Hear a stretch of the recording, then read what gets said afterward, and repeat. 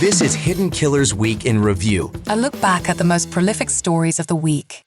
This is a true crime in real-time update. The latest on the biggest cases we're following at True Crime Today and the Hidden Killers podcast. On a cold January morning in 2022, Officer John O'Keefe of the Boston Police Department was found dead in his snowbank outside a home in Canton, Massachusetts.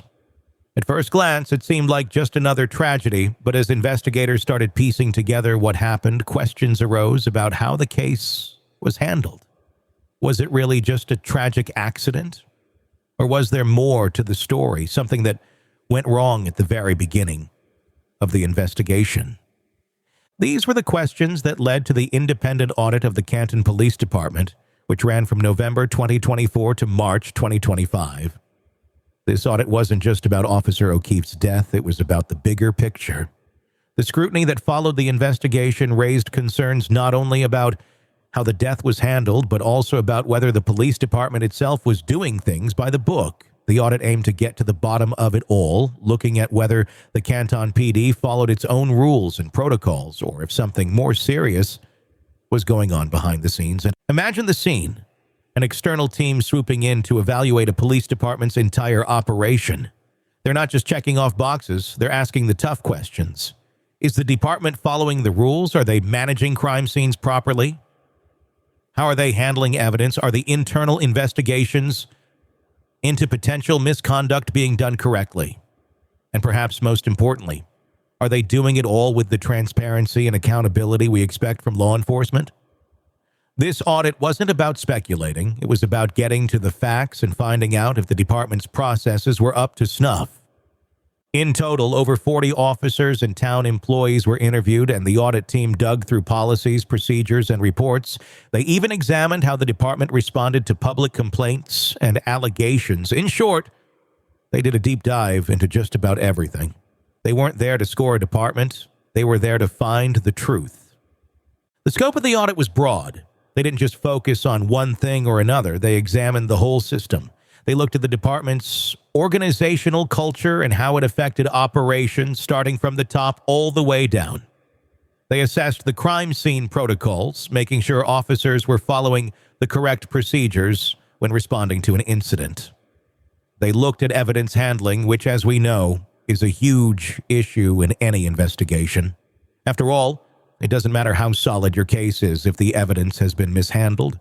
They also investigated the internal affairs process. This is where complaints against officers get reviewed, and if that system isn't working right, the whole department can be affected. They also checked out how well the officers were trained and whether complaints from citizens were being taken seriously and handled appropriately. It wasn't just about policing the officers, it was about understanding how well the department interacted with the community it served. This wasn't some fly-by-night review either. The audit was held to the highest standards. It adhered to USGAO government auditing standards, Massachusetts Post standards, which govern police training and conduct in the state, and the CALIA standards, which set the bar for law enforcement agencies across the country. So, this wasn't just someone coming in and taking a quick glance. They were using tried and tested benchmarks to see whether CPD was following best practices. Now, here's where things start to get interesting. The audit team uncovered a number of procedural lapses that raised serious concerns. The Canton PD had issues with crime scene management, which is a big deal. When something happens, whether it's a car accident or, in this case, a death investigation, how the scene is secured and how evidence is collected is crucial. If you mess that part up, the whole investigation is compromised. And guess what? The audit found that crime scenes were not properly preserved. In fact, the department failed to follow basic protocols in a number of key cases. Evidence was not handled with the kind of care and attention it needed. And that has serious implications for the credibility of any investigation. But it wasn't just crime scenes. Evidence handling was another major area where the audit found lapses. There were delays in transferring critical evidence like video footage from Karen Redd's Lexus SUV, which could have been crucial to the case. There was no immediate or timely action taken to process and evaluate evidence. And that's a red flag. Imagine you're trying to solve a mystery, and someone hands you a set of clues. But instead of analyzing those clues right away, you just set them aside and take your time. By the time you go back to them, they might not make sense anymore. That's essentially what was happening with evidence handling in this case. And one of the biggest concerns that came up in the audit was how the Internal Affairs IA process was being handled. IA is the department's system for investigating misconduct and ensuring that officers follow the rules. You'd expect this process to be rock solid, clear, transparent, and consistent. But that wasn't the case here. The audit found that the IA process was inconsistent, and there were instances where complaints were handled directly by the chief of police. That's a problem because when complaints are funneled through a single point like that, it raises concerns about potential bias or conflicts of interest. It's like having a referee who's also a player in the game. How can you trust that the decisions are being made fairly? Despite all these findings, these mistakes, lapses, and mismanagement, the audit came to an important conclusion. There was no evidence to suggest that any of this was part of a deliberate cover-up. In other words, the errors were attributed to oversight rather than intentional misconduct. There was no evidence to support the theory that anyone in the department had deliberately hid information or tampered with evidence. That's a big deal because there were a lot of people, especially online, who were pushing the idea that there was some sort of conspiracy within the department. According to the audit, that wasn't the case. But just because there was no cover-up doesn't mean everything was perfect.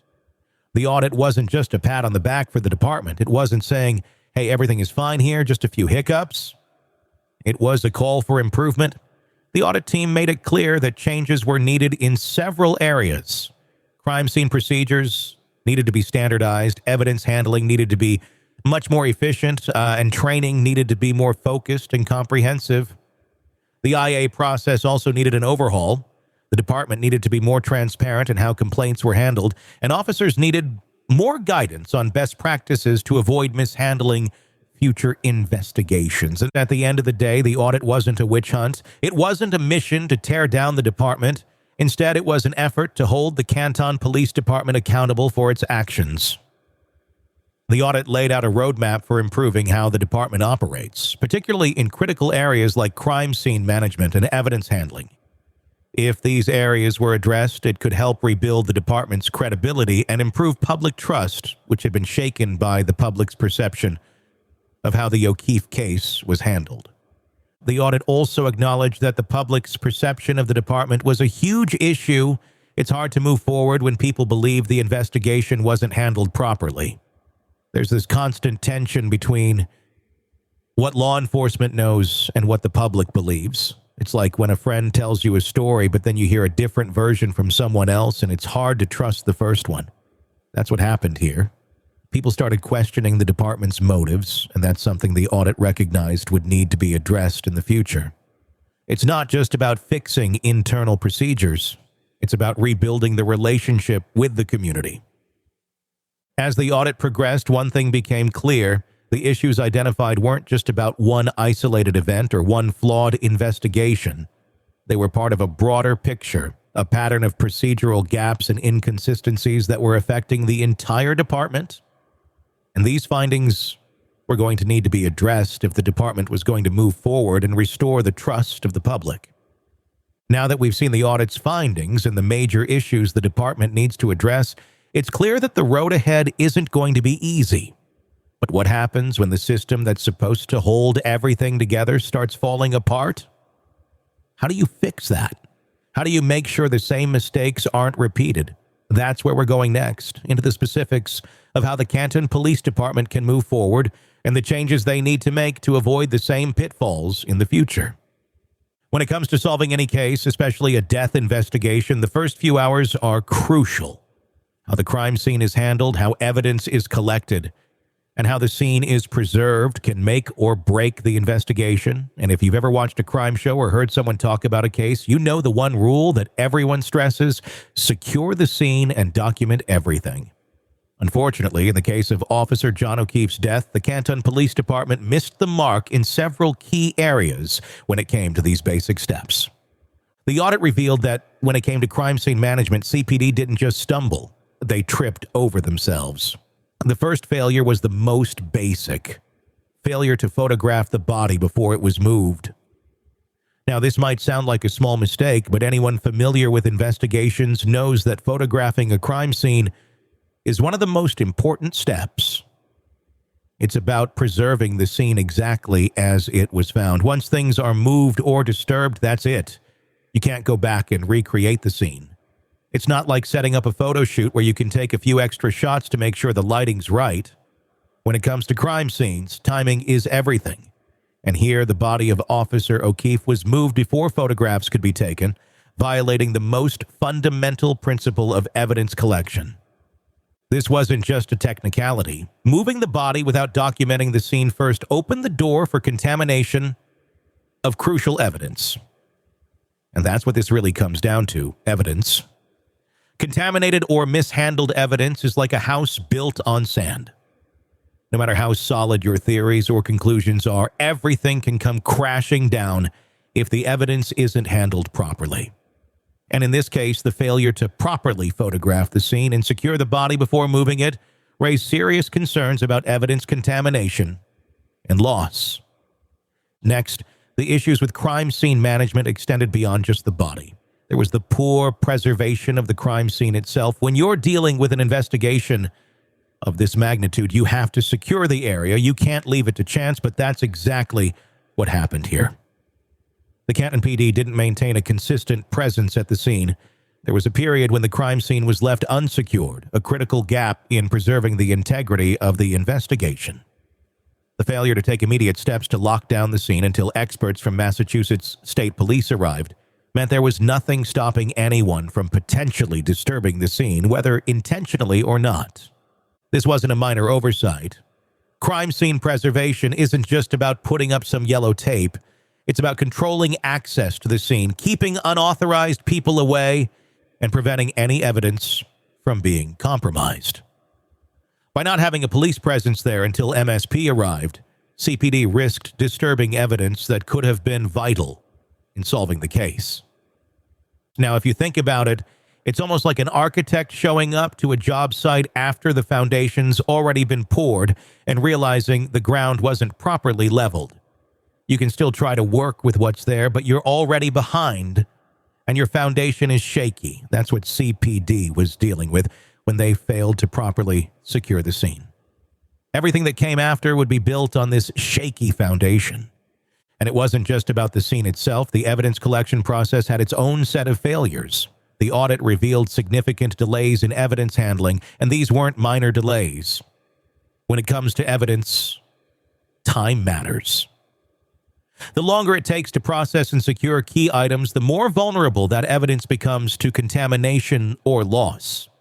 Specifically, video footage from Karen Rudd's Lexus SUV was left sitting there, not handed over to investigators promptly. This delay, according to the audit, hindered the investigation and prevented officers from analyzing crucial evidence at a critical time. Imagine you're trying to solve a puzzle and you know one of the pieces is lying around, but it's left untouched for days. The puzzle's incomplete, and the piece that could make all the difference is just left sitting there. That's essentially what happened with the video footage. By not transferring the footage from the car in a timely manner, CPD risked missing out on potentially key information. In an investigation, time matters, and these delays were problematic because they stood in the way of getting to the truth faster. Now let's talk specifics. Officer O'Keefe's case was a tragedy, but it was also an opportunity to evaluate CPD's ability to respond to something as serious as an officer's death. The audit found that after Officer O'Keefe's body was discovered, the CPD didn't respond quickly or effectively enough to secure the crime scene. They didn't maintain a police presence at the scene while waiting for the Massachusetts State Police to arrive. This wasn't just an oversight, it was a fundamental error in crime scene protocol. If this had been any other case, it might not have raised as many eyebrows. But in a case as high profile as this, where a law enforcement officer was found dead, every detail counts. And it wasn't just about securing the area around the body. CPD officers didn't follow the proper procedures for securing the scene more generally. There's a standard procedure for how officers should handle these situations, but those protocols weren't followed. They didn't even secure the scene properly before waiting for the MSP to take over. The department's failure to protect the scene during that critical time raised questions about how well the department was really prepared to handle complex cases like this. So here's the situation. CPD was tasked with investigating the death of a fellow officer, and they didn't secure the crime scene or gather evidence in a timely manner. These weren't just small mistakes. They were serious failures that could undermine the entire investigation. And when that happens, it's hard for anyone, public or investigator, to trust that the right steps are being taken to find out what really happened. The audit made it clear that these errors in crime scene management and evidence handling weren't just about sloppy work. These failures had real-world consequences. Every step in the investigation should build on the last, creating a solid foundation for finding the truth. But with the crime scene mismanagement, delays in evidence handling, and failure to properly preserve crucial evidence, the investigation was already facing significant challenges. Now let's talk about what could have been done differently. The audit didn't just point out what went wrong. It also made recommendations on how to prevent these issues in the future. For starters, the audit recommended that all officers be equipped with crime scene kits and digital cameras to ensure that they're able to document scenes properly. It's one of the most basic steps in any investigation, and it's something that CPD clearly failed to do in this case. The audit stressed the importance of having the right tools on hand, because without those tools, it's hard to do your job properly. Officers need the right equipment to preserve the scene, photograph evidence, and collect everything they need for the investigation. Without that, things slip through the cracks. The audit also recommended more training for CPD officers in crime scene management. Crime scene management isn't something you can just leave to chance. It's something that needs to be ingrained in the department's culture. Officers need to know exactly what to do when they arrive at a scene. They need to be ready to secure the area, take photographs, and preserve any potential evidence. This training can't be left to guesswork, and it needs to be done consistently so that everyone is on the same page when a situation like this arises. The audit found that this type of training was lacking, which led to some of the failures in the O'Keefe case. Finally, the audit recommended that CPD establish a clearer evidence tracking system. Delays in processing and transferring evidence, especially in high-stakes cases, can cause serious setbacks. When evidence is delayed or mishandled, it risks losing its integrity, which can have long-term effects on the investigation. A clearer system for tracking and handling evidence would make a huge difference in ensuring that critical evidence is processed without unnecessary delays. All of this boils down to one thing: accountability. In a case like Officer O'Keefe's death, where public trust is paramount, these errors could have been avoided with proper training, the right tools, and a clear, consistent approach to handling crime scenes and evidence. The audit showed that CPD was lacking in these areas, but it also pointed to concrete solutions to fix them. By failing to properly secure the crime scene, delay evidence processing, and mishandling critical materials, CPD not only compromised the integrity of the investigation, but also placed themselves in a position where their methods and procedures would be questioned. This was more than just a bad day at the office. It was a systemic issue that needed to be addressed to avoid future problems. And with that, we're left with a department that now needs to clean up its act. The next step in this journey is understanding how the department plans to move forward, to rebuild the trust that was eroded, and to ensure that these mistakes are never made again. But that's not all. There are still deeper issues that need to be tackled within the department. And as the audit continues, so does the road ahead. Internal affairs. Those two words alone can make or break the public's perception of a police department. When complaints are made against officers, when things go wrong, or when misconduct is suspected, internal affairs is supposed to be the department's watchdog, ensuring that everyone is held accountable. It's supposed to be transparent, fair, and trustworthy. But what happens when that system isn't as clean and clear as it should be? Well, that's exactly what the audit found when it dug into the internal affairs IA process at the Canton Police Department. The audit revealed that the IA process within CPD was, to put it bluntly, inconsistent. Now think about that for a second. Inconsistent isn't the word you want to hear when it comes to investigations into police misconduct. The word inconsistent suggests that there were gaps, variations, and honestly, some things were being swept under the rug. And that's exactly what the audit found. The process wasn't standardized. There wasn't a clear, set way of handling complaints or investigations into misconduct.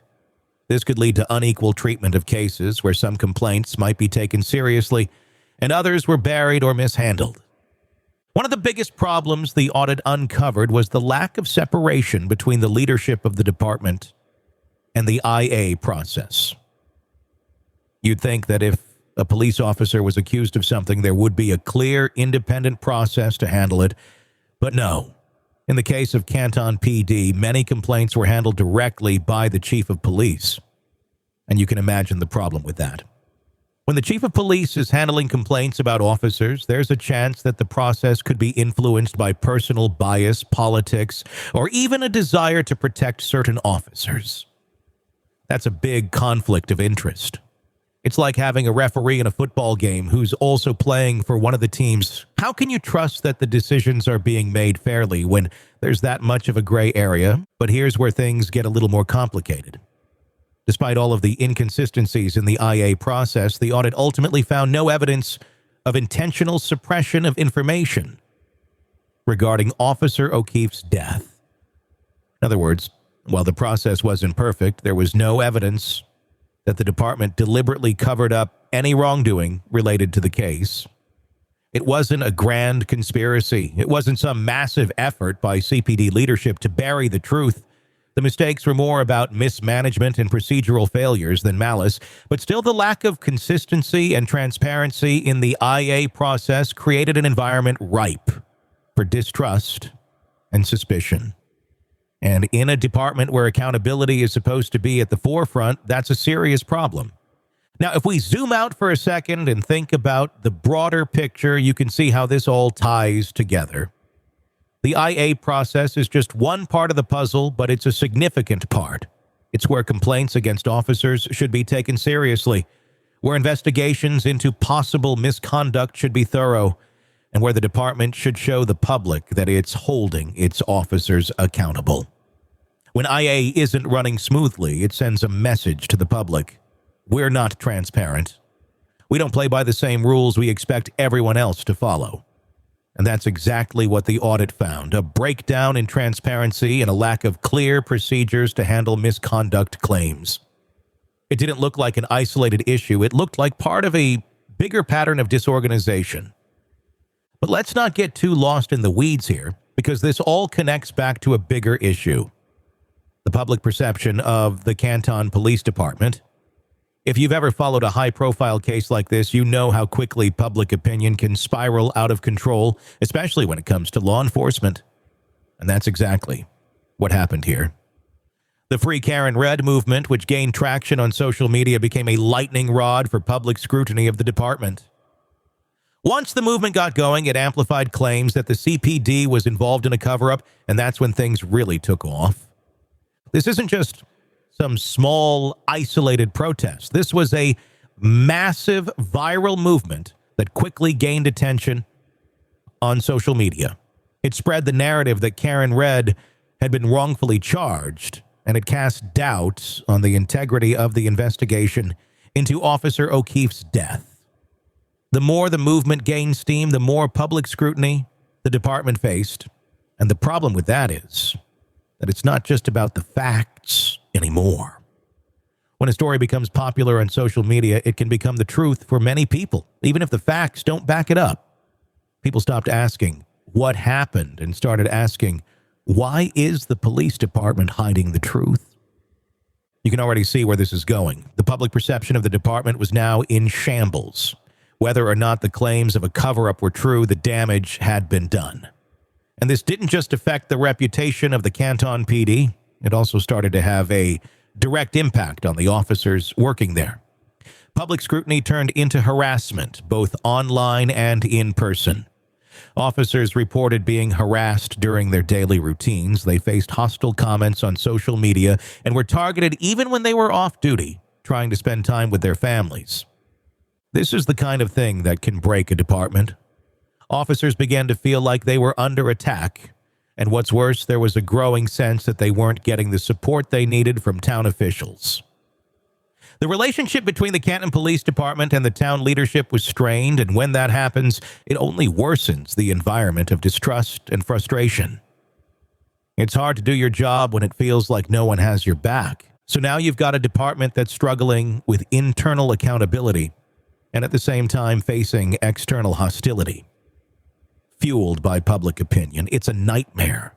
The audit recognized this reality and noted the serious toll it was taking on the morale of the officers. It's one thing to deal with the pressure of your job. It's another thing entirely when you're also dealing with the fallout of publicly amplified allegations that may not be based on fact. The audit was clear about one thing. Rebuilding trust was going to be a long, hard road for the Canton Police Department. But how do you fix something that's broken in such a profound way? The audit didn't just leave things hanging. It made recommendations. It didn't just point out the flaws and walk away. The audit called for the use of external investigators for IA cases where there might be conflicts of interest. The idea here is simple. When there's a potential for bias or for an investigation to be influenced by someone too close to the situation, it's time to bring in someone from the outside.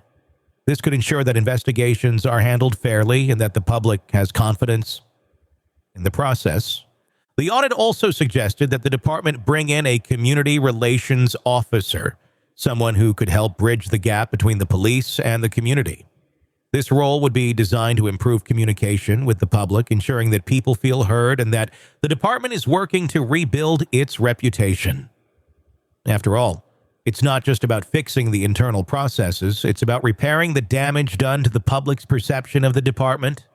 There was also a strong recommendation for the department to adopt training in transparency. If there's one thing that the public wanted, it was clarity. They wanted to understand what was happening and why. Without transparency, the department was just giving more fuel to the fire of suspicion. By providing more clear, open communication, especially when it comes to high-profile cases like Officer O'Keefe's death, the department could help rebuild trust over time.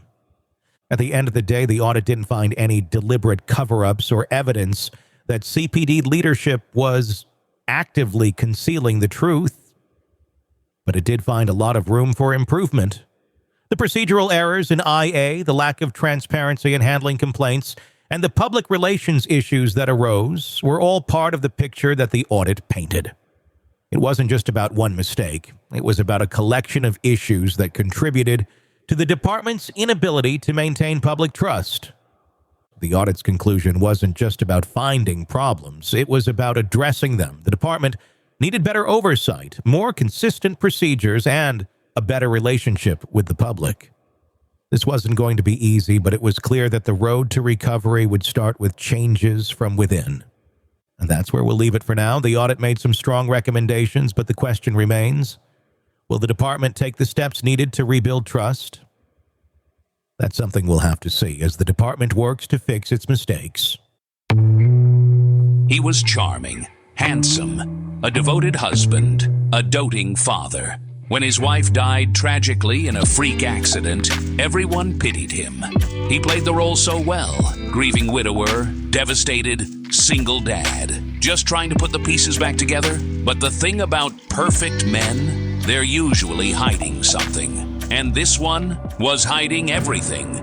The affair, the insurance policy, the other wife in another state who had no idea she was married to a walking crime scene. If she had only subscribed to True Crime Today, Premium Plus on Apple Podcasts, she could have listened to Hidden Killers with Tony Brueski ad-free. And before everyone else, she could have seen through the lies. She could have gotten out while she still had the chance. Instead, She's just another case we'll be covering next week. Don't be her. Subscribe now to True Crime Today Premium Plus on Apple Podcasts.